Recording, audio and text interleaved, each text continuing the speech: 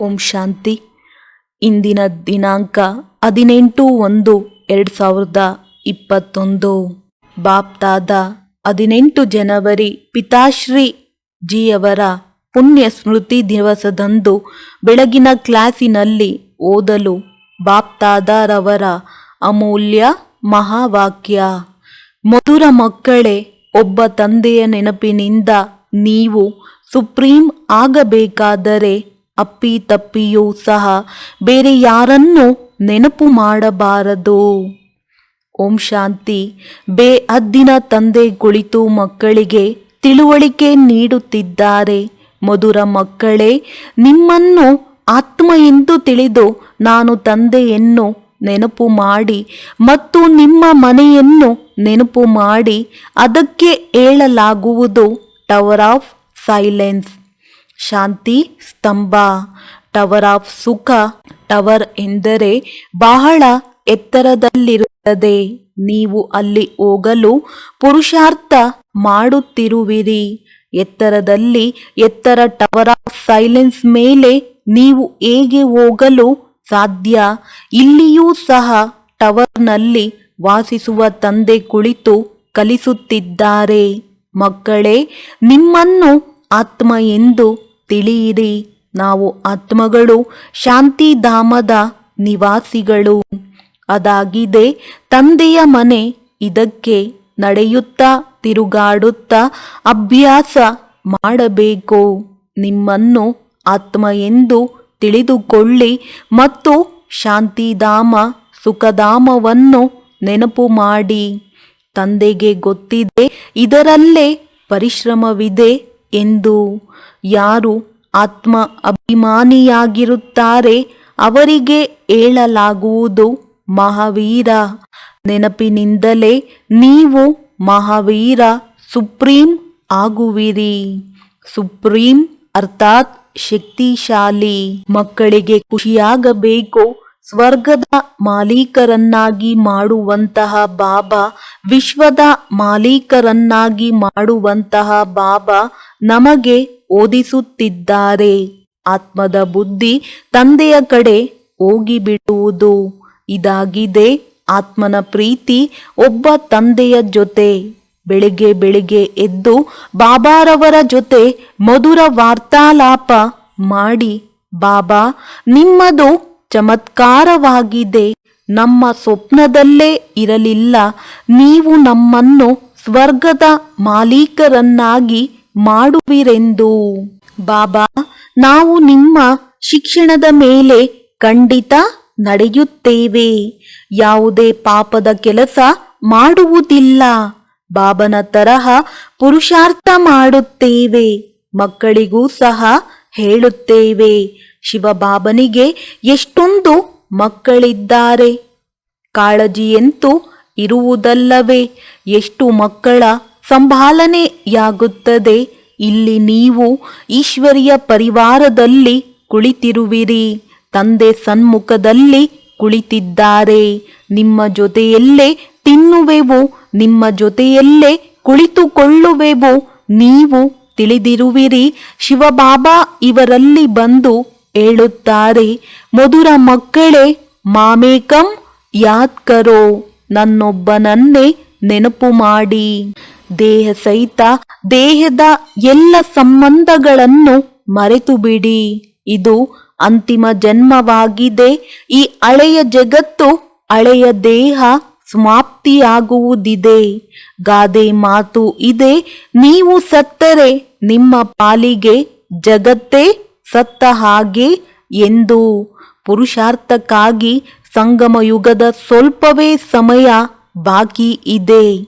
ಮಕ್ಕಳು ಕೇಳುತ್ತಾರೆ, ಈ ವಿದ್ಯೆ ಎಲ್ಲಿಯವರೆಗೆ ನಡೆಯುತ್ತೆ ಎಂದು. ಎಲ್ಲಿಯವರೆಗೆ ದೈವಿ ರಾಜಧಾನಿ ಸ್ಥಾಪನೆಯಾಗುವುದೋ ಅಲ್ಲಿಯವರೆಗೆ ನಿಮಗೆ ಹೇಳುತ್ತಲೇ ಇರುವೆನು. ನಂತರ ಟ್ರಾನ್ಸ್ಫರ್ ಆಗುವುದು ಹೊಸ ಪ್ರಪಂಚಕ್ಕೆ. ಇದು ಹಳೆಯ ಶರೀರವಾಗಿದೆ. ಏನಾದರೂ ಒಂದು ಕರ್ಮಭೋಗ ನಡೆಯುತ್ತಾ ಇರುತ್ತದೆ. ಇದರಲ್ಲಿ ಬಾಬಾ ಸಹಾಯ ಮಾಡುತ್ತಾರೆ ಎನ್ನುವ ಭರವಸೆ ಇಟ್ಟುಕೊಳ್ಳಬೇಡಿ. ದಿವಾಳಿ ಆಯಿತು, ಕಾಯಿಲೆ ಆಯಿತು, ತಂದೆ ಹೇಳುತ್ತಾರೆ, ಇದು ನಿಮ್ಮ ಲೆಕ್ಕಾಚಾರವಾಗಿದೆ. ಆದರೂ ಯೋಗದಿಂದ ಆಯಸ್ಸು ವೃದ್ಧಿಯಾಗುವುದು. ನೀವು ನಿಮ್ಮ ಪರಿಶ್ರಮ ಪಡಿ, ಕೃಪೆ ಬೇಡಬೇಡಿ. ತಂದೆಯನ್ನು ಎಷ್ಟು ನೆನಪು ಮಾಡುವಿರಿ ಅದರಲ್ಲೇ ಕಲ್ಯಾಣವಿದೆ. ಎಷ್ಟು ಸಾಧ್ಯವೋ ಅಷ್ಟು ಯೋಗ ಬಲದಿಂದ ಕೆಲಸ ತೆಗೆದುಕೊಳ್ಳಿ. ಆಡುವಿರಲ್ಲವೇ, ನನ್ನನ್ನು ಕಣ್ಣಿನ ರೆಪ್ಪೆಗಳಲ್ಲಿ ಮುಚ್ಚಿಟ್ಟುಕೊಳ್ಳಿ. ಪ್ರಿಯ ವಸ್ತುವನ್ನು ಕಣ್ಮಣಿ ಪ್ರಾಣ ಪ್ರಿಯ ಎಂದು ಹೇಳುತ್ತಾರೆ. ಈ ತಂದೆಯಂತೂ ಬಹಳ ಪ್ರಿಯರಾಗಿದ್ದಾರೆ. ಆದರೆ ಗುಪ್ತ, ಅವರ ಮೇಲೆ ಪ್ರೀತಿ ಹೀಗೆ ಇರಬೇಕು, ಅದರ ಮಾತೇ ಕೇಳಬೇಡಿ. ಮಕ್ಕಳಿಗಂತೂ ತಂದೆಯನ್ನು ಕಣ್ಣಿನ ರೆಪ್ಪೆಯಲ್ಲಿ ಮುಚ್ಚಿಟ್ಟಿಕೊಳ್ಳಬೇಕು. ರೆಪ್ಪೆಗಳೆಂದರೆ ಈ ಕಣ್ಣುಗಳಲ್ಲ, ಅದಂತೂ ಬುದ್ಧಿಯಲ್ಲಿ ನೆನಪಿಡಬೇಕು. ಅತಿ ಪ್ರೀತಿಯ ನಿರಾಕಾರ ತಂದೆ ನಮಗೆ ಓದಿಸುತ್ತಿದ್ದಾರೆ. ಅವರು ಜ್ಞಾನ ಸಾಗರ, ಸುಖ ಸಾಗರ, ಪ್ರೀತಿಯ ಸಾಗರ ಆಗಿದ್ದಾರೆ. ಈ ರೀತಿಯ ಅತಿ ಪ್ರಿಯ ತಂದೆಯ ಜೊತೆ ಎಷ್ಟು ಪ್ರೀತಿಯಿಂದಿರಬೇಕು. ಮಕ್ಕಳಿಗೆ ಎಷ್ಟೊಂದು ಸ್ವಾರ್ಥರಹಿತ ಸೇವೆ ಮಾಡುತ್ತಾರೆ. ಪತಿತ ಶರೀರದಲ್ಲಿ ಬಂದು ಮಕ್ಕಳನ್ನು ವಜ್ರ ಸಮಾನ ಮಾಡುತ್ತಾರೆ. ಎಷ್ಟು ಮಧುರ ಬಾಬಾ ಆಗಿದ್ದಾರೆ. ಆದ್ದರಿಂದ ಮಕ್ಕಳು ಸಹ ಅಷ್ಟು ಮಧುರವಾಗಬೇಕು. ಬಾಬಾ, ನೀವು ಎಷ್ಟು ನಿರಹಂಕಾರಿಯಾಗಿ ಮಕ್ಕಳ ಸೇವೆ ಮಾಡುವಿರಿ. ಆದ್ದರಿಂದ ನೀವು ಮಕ್ಕಳು ಸಹ ಅಷ್ಟು ಸೇವೆ ಮಾಡಬೇಕು. ಶ್ರೀಮತದ ಮೇಲೆ ನಡೆಯಬೇಕು. ಎಲ್ಲಾದರೂ ನಿಮ್ಮ ಮತದಂತೆ ನಡೆದರೆ ನಿಮ್ಮ ಅದೃಷ್ಟಕ್ಕೆ ಬರೆ ಎಳೆದುಕೊಂಡು ಬಿಡುವಿರಿ. ನೀವು ಬ್ರಾಹ್ಮಣರು ಈಶ್ವರಿಯ ಸಂತಾನರಾಗಿರುವಿರಿ. ಬ್ರಹ್ಮರವರ ಸಂತಾನ ಸಹೋದರ ಸಹೋದರಿ ಆಗಿರುವಿರಿ. ಈಶ್ವರಿಯ ಮೊಮ್ಮಗ ಮೊಮ್ಮಗಳು ಆಗಿರುವಿರಿ. ಅವರಿಂದ ಆಸ್ತಿ ಪಡೆಯುತ್ತಿರುವಿರಿ. ಎಷ್ಟು ಪುರುಷಾರ್ಥ ಮಾಡುವಿರಿ ಅಷ್ಟು ಪದವಿಯನ್ನು ಪಡೆಯುವಿರಿ. ಇದರಲ್ಲಿ ಸಾಕ್ಷಿಯಾಗಿರುವುದಕ್ಕೂ ಸಹ ಬಹಳ ಅಭ್ಯಾಸ ಬೇಕು. ಬಾಬಾ ಹೇಳುತ್ತಾರೆ, ಮಧುರ ಮಕ್ಕಳೇ, ಏ ಆತ್ಮರೇ, ಮಾಮೇಕಂ ಯಾದ್ ಕರೋ, ನನ್ನೊಬ್ಬನನ್ನೇ ನೆನಪು ಮಾಡಿ. ಅಪ್ಪಿ ತಪ್ಪಿಯೂ ಸಹ ತಂದೆಯ ವಿನಃ ಬೇರೆ ಯಾರನ್ನು ನೆನಪು ಮಾಡಬೇಡಿ. ನಿಮ್ಮ ಪ್ರತಿಜ್ಞೆಯಾಗಿದೆ, ಬಾಬಾ, ನನಗಂತೂ ನೀವೊಬ್ಬರೇ ಆಗಿರುವಿರಿ. ನಾವು ಆತ್ಮ ಆಗಿದ್ದೇವೆ, ನೀವು ಪರಮಾತ್ಮ ಆಗಿರುವಿರಿ. ನಿಮ್ಮಿಂದಲೇ ಆಸ್ತಿಯನ್ನು ಪಡೆಯಬೇಕು. ನಿಮ್ಮಿಂದಲೇ ರಾಜಯೋಗವನ್ನು ಕಲಿಯುತ್ತಿದ್ದೇವೆ. ಯಾವುದರಿಂದ ರಾಜ್ಯ ಭಾಗ್ಯ ಪಡೆಯುತ್ತೇವೆ. ಮಧುರ ಮಕ್ಕಳೇ, ನೀವು ತಿಳಿದಿರುವಿರಿ, ಇದು ಅನಾದಿ ಡ್ರಾಮಾ ಆಗಿದೆ. ಇದರಲ್ಲಿ ಸೋಲು ಗೆಲುವಿನ ಆಟ ನಡೆಯುತ್ತಿರುತ್ತದೆ. ಏನಾಗುತ್ತಿದೆ ಅದು ಸರಿಯಾಗಿದೆ. ರಚಯಿತನಿಗೆ ಡ್ರಾಮಾ ಖಂಡಿತ ಇಷ್ಟವಾಗಿರುವುದಲ್ಲವೇ? ಆದ್ದರಿಂದ ರಚಯಿತನ ಮಕ್ಕಳಿಗೂ ಸಹ ಇಷ್ಟವಾಗಬೇಕು. ಈ ಡ್ರಾಮಾದಲ್ಲಿ ತಂದೆ ಒಂದೇ ಬಾರಿ ಮಕ್ಕಳ ಬಳಿ ಮಕ್ಕಳಿಗೆ ಹೃದಯಪೂರ್ವಕವಾದ ಪ್ರೀತಿಯಿಂದ ಸೇವೆ ಮಾಡಲು ಬರುತ್ತಾರೆ. ತಂದೆಗಂತೂ ಎಲ್ಲ ಮಕ್ಕಳ ಮೇಲೆ ಪ್ರೀತಿ ಇದೆ.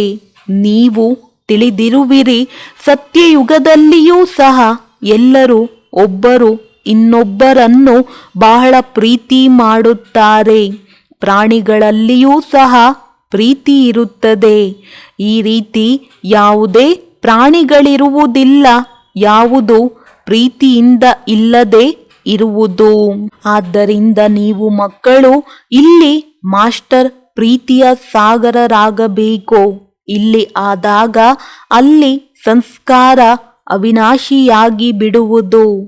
ತಂದೆ ಹೇಳುತ್ತಾರೆ, ಕಲ್ಪದ ಹಿಂದಿನಂತೆ ಪುನಃ ಪ್ರಿಯರನ್ನಾಗಿ ಮಾಡಲು ಬಂದಿರುವೆನು ಎಂದಾದರೂ ಯಾವುದೇ ಮಕ್ಕಳು ಕೋಪದಿಂದ ಕೂಗಾಡುವುದನ್ನು ಕೇಳಿದರೆ ತಂದೆ ಶಿಕ್ಷಣ ಕೊಡುತ್ತಾರೆ. ಮಗು ಕೋಪ ಮಾಡಿಕೊಳ್ಳುವುದು ಒಳ್ಳೆಯದಲ್ಲ. ಇದರಿಂದ ನೀನು ದುಃಖಿಯಾಗುವೆ, ಬೇರೆಯವರನ್ನೂ ಸಹ ದುಃಖಿಗಳನ್ನಾಗಿ ಮಾಡುವೆ. ತಂದೆ ಸದಾ ಕಾಲಕ್ಕೆ ಸುಖವನ್ನು ಕೊಡುವವರಾಗಿದ್ದಾರೆ. ಆದ್ದರಿಂದ ಮಕ್ಕಳಿಗೂ ಸಹ ತಂದೆಯ ಸಮಾನರಾಗಬೇಕು. ಒಬ್ಬರಿನ್ನೊಬ್ಬರಿಗೆ ಎಂದೂ ದುಃಖವನ್ನು ಕೊಡಬಾರದು. ನೀವು ಮಕ್ಕಳು ತಿಳಿದುಕೊಂಡಿರುವಿರಿ, ಶಿವಬಾಬಾ ಆಗಿದ್ದಾರೆ ಬೆಳಗಿನ ಸ್ವಾಮಿ. ಸುಬೂಕ ಸಾಯಿ ರಾತ್ರಿಯನ್ನು ಹಗಲು ಮಾಡುವಂತವರಾಗಿದ್ದಾರೆ. ಸಾಯಿ ಎಂದು ಬೇಹದ್ದಿನ ತಂದೆಗೆ ಹೇಳಲಾಗುವುದು. ಅವರೊಬ್ಬರೇ ಸಾಯಿ ಬಾಬಾ ಆಗಿದ್ದಾರೆ. ಹೆಸರೇ ಆಗಿದೆ ಬೋಲಾನಾಥ. ಬೋಲಿ ಬೋಲಿ ಕನ್ಯೆಯರು ಮಾತೆಯರ ಮೇಲೆ ಜ್ಞಾನದ ಕಳಸ ಇಡುತ್ತಾರೆ. ಅವರನ್ನೇ ವಿಶ್ವದ ಮಾಲೀಕರನ್ನಾಗಿ ಮಾಡುತ್ತಾರೆ. ಎಷ್ಟು ಸಹಜ ಉಪಾಯ ತಿಳಿಸುತ್ತಾರೆ. ಎಷ್ಟು ಪ್ರೀತಿಯಿಂದ ನಿಮ್ಮನ್ನು ಜ್ಞಾನದಿಂದ ಪಾಲನೆ ಮಾಡುತ್ತಾರೆ. ಆತ್ಮನನ್ನು ಪಾವನ ಮಾಡಲು ನೆನಪಿನ ಯಾತ್ರೆಯಲ್ಲಿರಿ. ಯೋಗದ ಸ್ನಾನ ಮಾಡಬೇಕು. ಜ್ಞಾನ ಆಗಿದೆ ವಿದ್ಯೆ. ಯೋಗ ಸ್ನಾನದಿಂದ ಪಾಪ ಭಸ್ಮ ಆಗುವುದು. ನಿಮ್ಮನ್ನು ಆತ್ಮ ಎಂದು ತಿಳಿಯುವ ಅಭ್ಯಾಸ ಮಾಡುತ್ತೀರಿ. ಆಗ ಈ ದೇಹದ ಅಹಂಕಾರ ಪೂರ್ತಿ ಮುರಿದು ಹೋಗುವುದು. ಯೋಗದಿಂದಲೇ ಪವಿತ್ರ ಸತೋಪ್ರಧಾನರಾಗಿ ಬಾಬಾರವರ ಬಳಿ ಹೋಗಬೇಕಾಗಿದೆ. ಕೆಲವು ಮಕ್ಕಳು ಈ ಮಾತುಗಳನ್ನು ಸರಿಯಾದ ರೀತಿಯಲ್ಲಿ ಅರ್ಥ ಮಾಡಿಕೊಳ್ಳುವುದಿಲ್ಲ. ಸತ್ಯ ಸತ್ಯ ತಮ್ಮ ಚಾರ್ಟ್ ಹೇಳುವುದಿಲ್ಲ. ಅರ್ಧಕಲ್ಪ ಸುಳ್ಳಿನ ಪ್ರಪಂಚದಲ್ಲಿದ್ದಿರಿ. ಆದ್ದರಿಂದ ಸುಳ್ಳು ಒಳಗೆ ಸೇರಿಕೊಂಡು ಬಿಟ್ಟಿದೆ. ಸತ್ಯತೆಯಿಂದ ನಿಮ್ಮ ಚಾರ್ಟ್ ತಂದೆಗೆ ಒಪ್ಪಿಸಬೇಕಾಗಿದೆ. ಚೆಕ್ ಮಾಡಿಕೊಳ್ಳಬೇಕು. ನಾವು 3/4 ಗಂಟೆ ಕುಳಿತುಕೊಂಡರೆ ಅದರಲ್ಲಿ ಎಷ್ಟು ಸಮಯ ನಮ್ಮನ್ನು ಆತ್ಮ ಎಂದು ಅರ್ಥ ಮಾಡಿಕೊಂಡು ತಂದೆಯನ್ನು ನೆನಪು ಮಾಡಿದೆ. ಕೆಲವರಿಗೆ ಸತ್ಯ ಹೇಳಲು ನಾಚಿಕೆಯಾಗುತ್ತೆ. ಇದಂತೂ ತಕ್ಷಣ ಹೇಳುತ್ತಾರೆ, ಇಷ್ಟು ಸೇವೆ ಮಾಡಿದೆ, ಇಷ್ಟು ಜನಕ್ಕೆ ಜ್ಞಾನ ತಿಳಿಸಿದೆ, ಆದರೆ ನೆನಪಿನ ಚಾರ್ಟ್ ಎಷ್ಟಿತ್ತು ಇದನ್ನು ಸತ್ಯವಾಗಿ ಹೇಳುವುದಿಲ್ಲ. ನೆನಪಿನಲ್ಲಿರದ ಕಾರಣವೇ ನಿಮ್ಮ ಬಾಣ ಯಾರಿಗೂ ನಾಟುವುದಿಲ್ಲ. ಜ್ಞಾನದ ಖಡ್ಗದಲ್ಲಿ ಅರಿತ ಇರುವುದಿಲ್ಲ. ಕೆಲವರು ಹೇಳುತ್ತಾರೆ, ನಾನಂತೂ ನಿರಂತರ ನೆನಪಿನಲ್ಲಿರುತ್ತೇನೆ. ಬಾಬಾ ಹೇಳುತ್ತಾರೆ, ಅವರು ಆ ಅವಸ್ಥೆಯಲ್ಲೇ ಇಲ್ಲ.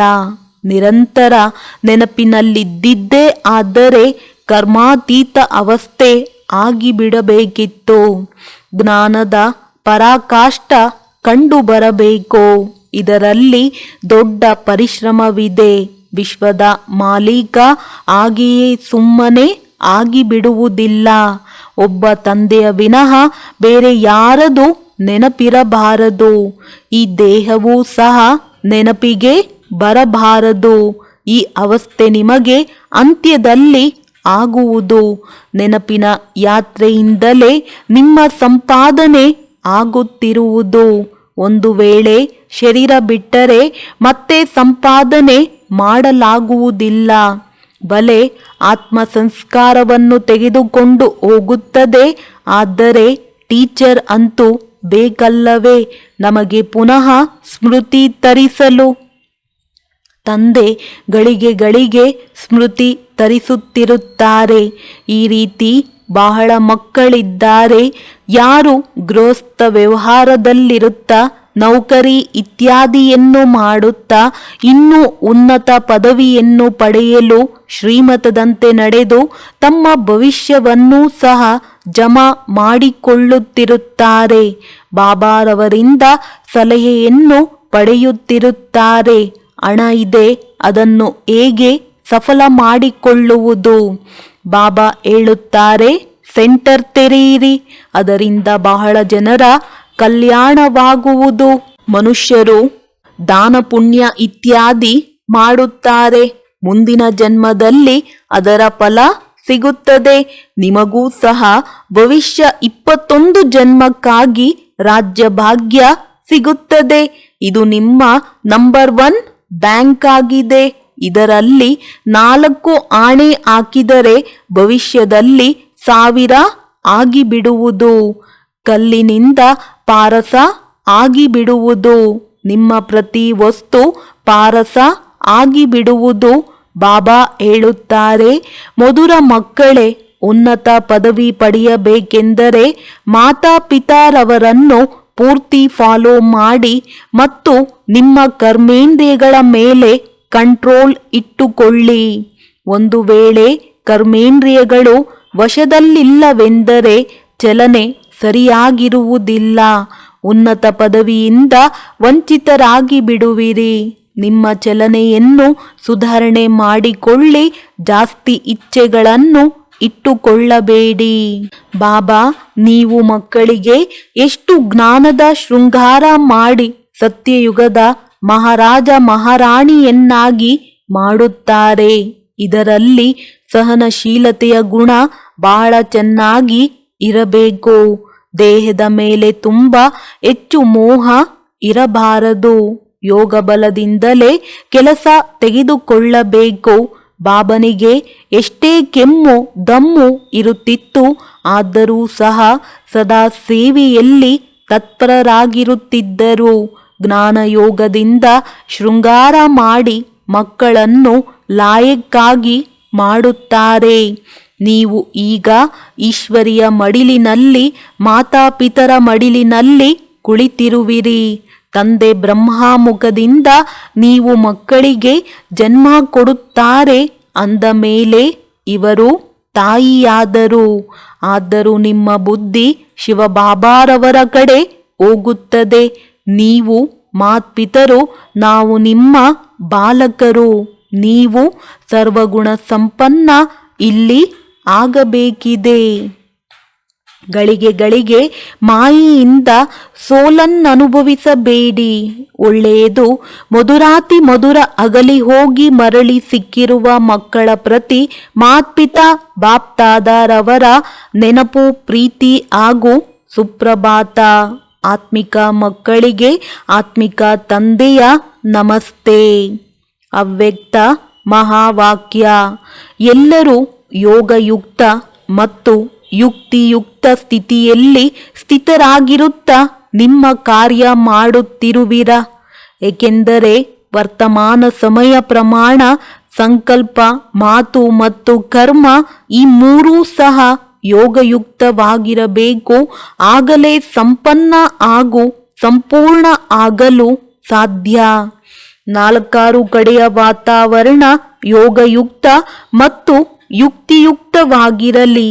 ಹೇಗೆ ಯುದ್ಧದ ಮೈದಾನದಲ್ಲಿ ಯಾವಾಗ ಯೋಧ ಯುದ್ಧಕ್ಕಾಗಿ ಶತ್ರುವಿನ ಎದುರು ನಿಂತಿರುತ್ತಾನೆ, ಆಗ ಅವನಿಗೆ ಅವನ ಮೇಲೆ ಹಾಗೂ ಅವನಲ್ಲಿರುವ ಶಸ್ತ್ರಗಳ ಮೇಲೆ ಅರ್ಥಾತ್ ತನ್ನ ಶಕ್ತಿಗಳ ಮೇಲೆ ಎಷ್ಟು ಗಮನ ಇರುತ್ತದೆ. ಈಗಂತೂ ಸಮಯ ಸಮೀಪ ಬರುತ್ತಿದೆ. ಹೀಗೆ ತಿಳಿಯಿರಿ, ಯುದ್ಧದ ಮೈದಾನದಲ್ಲಿ ಎದುರಿಗೆ ಬರುವಂತಹ ಸಮಯ. ಇಂತಹ ಸಮಯದಲ್ಲಿ 4 ಕಡೆ, ಸರ್ವಶಕ್ತಿಗಳ ಕಡೆ, ಸ್ವಯಂ ಕಡೆ ಗಮನ ಅವಶ್ಯಕವಿದೆ. ಒಂದು ವೇಳೆ ಸ್ವಲ್ಪವಾದರೂ ಸಹ ಗಮನ ಕಡಿಮೆಯಾದರೆ ಹೇಗೆ ಸಮಯ ಪ್ರಮಾಣ 4 ಕಡೆ ಒತ್ತಡದ ಟೆನ್ಷನ್ ವಾತಾವರಣದ ಪ್ರಭಾವ ಯುದ್ಧದಲ್ಲಿ ಉಪಸ್ಥಿತರಾಗಿರುವ ಪಾಂಡವ ಸೇನೆಯ ಮೇಲೆಯೂ ಸಹ ಬೀಳುವ ಸಾಧ್ಯತೆ ಇದೆ. ದಿನ ಪ್ರತಿದಿನ ಹೇಗೆ ಸಂಪೂರ್ಣತೆಯ ಸಮಯ ಹತ್ತಿರ ಬರುತ್ತಾ ಇದೆ, ಪ್ರಪಂಚದಲ್ಲಿ ಒತ್ತಡ ಟೆನ್ಷನ್ ಇನ್ನೂ ಹೆಚ್ಚಾಗುತ್ತದೆ, ಕಡಿಮೆಯಾಗುವುದಿಲ್ಲ. ಎಳೆದಾಡುವ ಜೀವನದ ಅನುಭವ 4 ಕಡೆ ಆಗುವುದು. ಹೇಗೆಂದರೆ 4 ಕಡೆ ಎಳೆದಾಡುವ ಆಗಿರುತ್ತದೆ. ಒಂದು ಕಡೆ ಪ್ರಕೃತಿಯ ಚಿಕ್ಕ ಚಿಕ್ಕ ಆಪತ್ತುಗಳಿಂದ ನಷ್ಟದ ಒತ್ತಡ ಟೆನ್ಷನ್, ಇನ್ನೊಂದು ಕಡೆ ಈ ಪ್ರಪಂಚದ ಸರ್ಕಾರದ ಕಠಿಣ ಕಾನೂನುಗಳ ಟೆನ್ಷನ್, ಮೂರನೆಯದು ವ್ಯವಹಾರದಲ್ಲಿ ಹಿನ್ನಡೆಯ ಟೆನ್ಷನ್ ಮತ್ತು ನಾಲ್ಕನೆಯ ಕಡೆ ಲೌಕಿಕ ಸಂಬಂಧಿಗಳು ಇತ್ಯಾದಿಗಳಿಂದ ಸ್ನೇಹ ಮತ್ತು ಸ್ವತಂತ್ರವಿರುವ ಕಾರಣ ಖುಷಿಯ ಅನುಭೂತಿ ಅಲ್ಪ ಕಾಲಕ್ಕಾಗಿ ಇರುವುದು. ಅದು ಕೂಡ ಸಮಾಪ್ತಿಯಾಗಿ ಭಯದ ಅನುಭೂತಿಯ ಟೆನ್ಷನ್ನಲ್ಲಿದ್ದಾರೆ. 4 ಕಡೆಯ ಟೆನ್ಷನ್ ಜನರಲ್ಲಿ ಹೆಚ್ಚಾಗಲಿದೆ. 4 ಕಡೆಯ ಟೆನ್ಷನ್ನಿಂದ ಆತ್ಮಗಳು ಚಡಪಡಿಸುತ್ತವೆ. ಎಲ್ಲಿ ಹೋದರೆ ಅಲ್ಲಿ ಟೆನ್ಷನ್. ಹೇಗೆ ಶರೀರದಲ್ಲಿಯೂ ಸಹ ಒಂದು ನರ ಎಳೆದರೆ ಆಗ ಎಷ್ಟು ನೋವಾಗುತ್ತದೆ, ಬುದ್ಧಿ ಎಳೆದಂತಿರುತ್ತದೆ. ಹಾಗೆಯೇ ಇಲ್ಲಿ ವಾತಾವರಣ ಹೆಚ್ಚುತ್ತಾ ಹೋಗುತ್ತದೆ.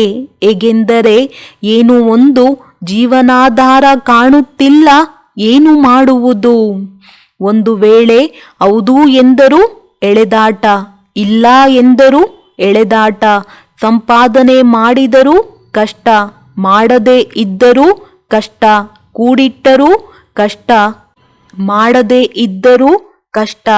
ಇಂತಹ ವಾತಾವರಣವಾಗುತ್ತಾ ಹೋಗುವುದು. ಇಂತಹ ಸಮಯದಲ್ಲಿ 4 ಕಡೆಯ ಟೆನ್ಷನ್ನ ಪ್ರಭಾವ ಆತ್ಮೀಯ ಪಾಂಡವ ಸೇನೆಯ ಮೇಲೆ ಆಗದೇ ಇರಬೇಕು. ಸ್ವಯಂಗೆ ಟೆನ್ಷನ್ನಲ್ಲಿ ಬರುವಂತಹ ಸಮಸ್ಯೆಗಳು ಇಲ್ಲದೆಯೇ ಇರಬಹುದು. ಆದರೆ ವಾತಾವರಣದ ಪ್ರಭಾವ ಬಲಹೀನ ಆತ್ಮಗಳ ಮೇಲೆ ಸಹಜವಾಗಿ ಆಗಿಬಿಡುವುದು. ಭಯದ ಯೋಚನೆಯೂ ಸಹ ಏನಾಗುವುದೋ ಹೇಗಾಗುವುದೋ ಈ ಮಾತುಗಳ ಪ್ರಭಾವ ಇರಬಾರದು. ಅದಕ್ಕಾಗಿ ಮಧ್ಯೆ ಮಧ್ಯೆ ಯಾವುದಾದರೂ ಒಂದು ಈಶ್ವರಿಯ ನೆನಪಿನ ಯಾತ್ರೆಯ ವಿಶೇಷ ಕಾರ್ಯಕ್ರಮ ಮಧುಬನದ ಮುಖಾಂತರ ಅಧಿಕೃತವಾಗಿ ಹೊರಡುತ್ತಿರಬೇಕು. ಯಾವುದರಿಂದ ಆತ್ಮಗಳ ಕೋಟೆ ಶಕ್ತಿಶಾಲಿಯಾಗಿರುತ್ತದೆ. ಇತ್ತೀಚಿನ ದಿನಗಳಲ್ಲಿ ಸೇವೆಯೂ ಸಹ ವೃದ್ಧಿಯಾಗುತ್ತದೆ. ಆದರೆ ವೃದ್ಧಿಯ ಜೊತೆ ಜೊತೆ ಯುಕ್ತಿಯುಕ್ತ ಸಹ ಬಹಳ ಇರಬೇಕು. ಇತ್ತೀಚೆಗೆ ಸಂಬಂಧ ಸಂಪರ್ಕದಲ್ಲಿರುವಂತಹವರು ಹೆಚ್ಚು ಬರುತ್ತಾರೆ, ಸ್ವರೂಪರಾಗುವಂಥವರು ಕಡಿಮೆ ಬರುತ್ತಾರೆ. ಎಲ್ಲರೂ ಒಂದೇ ರೀತಿಯವರು ಇರುವುದಿಲ್ಲ. ದಿನ ಪ್ರತಿದಿನ ಕ್ವಾಲಿಟಿ ಸಹ ಬಲಹೀನ ಆತ್ಮಗಳು ಅರ್ಥಾತ್ ಪ್ರಜೆಗಳ ಸಂಖ್ಯೆ ಹೆಚ್ಚು ಬರುತ್ತಾರೆ. ಅವರಿಗೆ ಜ್ಞಾನದ ಒಂದೇ ಮಾತು ಚೆನ್ನಾಗಿದೆ ಎನಿಸುತ್ತದೆ. ಎಲ್ಲ ಮಾತುಗಳಲ್ಲಿ ನಿಶ್ಚಯ ಇರುವುದಿಲ್ಲ. ಆದ್ದರಿಂದ ಸಂಪರ್ಕದಲ್ಲಿ ಬರುವವರಿಗೂ ಸಹ ಅವರಿಗೆ ಏನು ಬೇಕು ಅದೇ ಪ್ರಮಾಣದಲ್ಲಿ ಅವರನ್ನು ಸಂಪರ್ಕದಲ್ಲಿ ಇಡುತ್ತಿರಬೇಕು. ಸಮಯ ಹೇಗೆ ನಾಜೂಕಾಗಿ ಬರುತ್ತಾ ಹೋಗುತ್ತದೆ ಹಾಗೆಯೇ ಸಮಸ್ಯೆಯ ಪ್ರಮಾಣವೂ ಸಹ ಅವರಿಗೆ ನಿಯಮಿತವಾಗಿ ಬರುವ ವಿದ್ಯಾರ್ಥಿಯಾಗುವುದು ಕಷ್ಟವಾಗುವುದು. ಆದರೆ ಸಂಪರ್ಕದಲ್ಲಿ ಹೆಚ್ಚು ಹೆಚ್ಚು ಬರುತ್ತಾರೆ, ಏಕೆಂದರೆ ಅಂತಿಮ ಸಮಯವಾಗಿದೆಯಲ್ಲವೇ. ಆದ್ದರಿಂದ ಕೊನೆಯ ದೃಶ್ಯ ಹೇಗೆ ಇರುತ್ತದೆ? ಹೇಗೆ ಮೊದಲು ಕುಣಿದಾಟ, ಒಲವು, ಉತ್ಸಾಹ ಇರುತ್ತದೆ, ಅದು ವಿರಳವಾಗಿ ಕೆಲವರಲ್ಲಿ ಮಾತ್ರ ಇರುತ್ತದೆ. ಮೆಜಾರಿಟಿ ಸಂಬಂಧ ಸಂಪರ್ಕದಲ್ಲಿರುವವರು ಬರುತ್ತಾರೆ. ಆಗ ಇಲ್ಲಿ ಗಮನ ಇರಬೇಕು. ಈಗಲ್ಲ ಸಂಪರ್ಕದ ಆತ್ಮಗಳನ್ನು ಪರಿಶೀಲಿಸದೆ ಸಂಪರ್ಕದಿಂದಲೂ ಅವರನ್ನು ವಂಚಿತರನ್ನಾಗಿ ಮಾಡಬಾರದು. ಯಾರೂ ಖಾಲಿ ಕೈಯಿಂದ ಹೋಗುವ ಆಗಿಲ್ಲ. ನಿಯಮಗಳ ಮೇಲೆ ಬಲೆ ನಡೆಯಲು ಆಗುವುದಿಲ್ಲ. ಆದರೆ ಅವರು ಸ್ನೇಹದಲ್ಲಿರಲು ಬಯಸುತ್ತಾರೆ. ಆಗ ಇಂತಹ ಆತ್ಮಗಳದ್ದು ಸಹ ಅಟೆನ್ಷನ್ ಖಂಡಿತ ಇಡಬೇಕಾಗುತ್ತದೆ. ಅರ್ಥ ಮಾಡಿಕೊಳ್ಳಬೇಕು. ಈ ಗ್ರೂಪ್ ಇದೇ ಪ್ರಮಾಣದಲ್ಲಿ 3ನೇ ಸ್ಟೇಜ್ನಲ್ಲಿ ಬರುವವರು. ಆದ್ದರಿಂದ ಅವರಿಗೂ ಸಹ ಅದೇ ಪ್ರಮಾಣದ ಹ್ಯಾಂಡಲಿಂಗ್ ಮೇಲ್ವಿಚಾರಣೆ ಸಿಗಬೇಕಾಗಿದೆ. ಒಳ್ಳೆಯದು. ಓಂ ಶಾಂತಿ. ವರದಾನ: ಸ್ನೇಹದ ಹಿಂದೆ ಸರ್ವ ಬಲಹೀನತೆಗಳನ್ನು ತ್ಯಾಗ ಮಾಡುವಂತಹ ಸಮರ್ಥಿ ಸ್ವರೂಪ ಭವ. ಸ್ನೇಹದ ನಿಶಾನಿಯಾಗಿದೆ ತ್ಯಾಗ. ಸ್ನೇಹದ ಹಿಂದೆ ತ್ಯಾಗ ಮಾಡುವುದರಲ್ಲಿ ಯಾವುದೇ ಕಷ್ಟ ಅಥವಾ ಅಸಂಭವದ ಮಾತು ಸಹ ಸಂಭವ ಮತ್ತು ಸಹಜ ಅನುಭವವಾಗುವುದು. ಆದ್ದರಿಂದ ಸಮರ್ಥಿ ಸ್ವರೂಪದ ವರದಾನದ ಮುಖಾಂತರ ಸರ್ವ ಬಲಹೀನತೆಗಳನ್ನು ಅಸಹಾಯಕತೆಯಿಂದಲ್ಲ ಹೃದಯಪೂರ್ವಕವಾಗಿ ತ್ಯಾಗ ಮಾಡಿ. ಏಕೆಂದರೆ ಸತ್ಯ ತಂದೆಯ ಬಳಿ ಸತ್ಯವೇ ಸ್ವೀಕಾರವಾಗುವುದು. ಆದ್ದರಿಂದ ಕೇವಲ ತಂದೆಯ ಸ್ನೇಹದ ಗೀತೆಯನ್ನು ಆಡಬೇಡಿ, ಆದರೆ ಸ್ವಯಂ ತಂದೆಯ ಸಮಾನ ಅವ್ಯಕ್ತ ಸ್ಥಿತಿ ಸ್ವರೂಪರಾಗಿ, ಯಾವುದರಿಂದ ಎಲ್ಲರೂ ನಿಮ್ಮ ಗೀತೆಯನ್ನು ಆಡಬೇಕು. ಸ್ಲೋಗನ್: ಸಂಕಲ್ಪ ಅಥವಾ ಸ್ವಪ್ನದಲ್ಲಿಯೂ ಸಹ ಒಬ್ಬ ಹೃದಯ ರಾಮನ ನೆನಪಿದ್ದಾಗ ಹೇಳಲಾಗುವುದು, ಸತ್ಯ ತಪಸ್ವಿ. ಬ್ರಹ್ಮ ತಂದೆಯ ಸಮಾನ ಸಂಪನ್ನ ಸ್ಥಿತಿಯ ಅನುಭವ ಮಾಡಿರಿ. ಹೇಗೆ ಆದಿದೇವ ಬ್ರಹ್ಮ ಮತ್ತು ಆದಿ ಆತ್ಮ ಶ್ರೀಕೃಷ್ಣ ಇಬ್ಬರ ಅಂತರವನ್ನು ತೋರಿಸುತ್ತಾ ಜೊತೆಯನ್ನು ತೋರಿಸುತ್ತಾರೆ, ಇದೇ ರೀತಿ ತಾವೆಲ್ಲರೂ ತಮ್ಮ ಬ್ರಾಹ್ಮಣ ಸ್ವರೂಪ ಮತ್ತು ದೇವತಾ ಸ್ವರೂಪವೆರಡನ್ನು ಮುಂದಿಟ್ಟುಕೊಂಡು ನೋಡಿರಿ. ಆದಿಯಿಂದ ಅಂತ್ಯದವರೆಗೆ ನಾವೆಷ್ಟು ಶ್ರೇಷ್ಠಾತ್ಮರಾಗಿದ್ದೇವೆ. ಇದೇ ನಶೆ ಮತ್ತು ಖುಷಿಯಲ್ಲಿದ್ದು ಸಂಪನ್ನ ಸ್ಥಿತಿಯ ಅನುಭವ ಮಾಡಿರಿ. ಒಳ್ಳೆಯದು. ಓಂ ಶಾಂತಿ.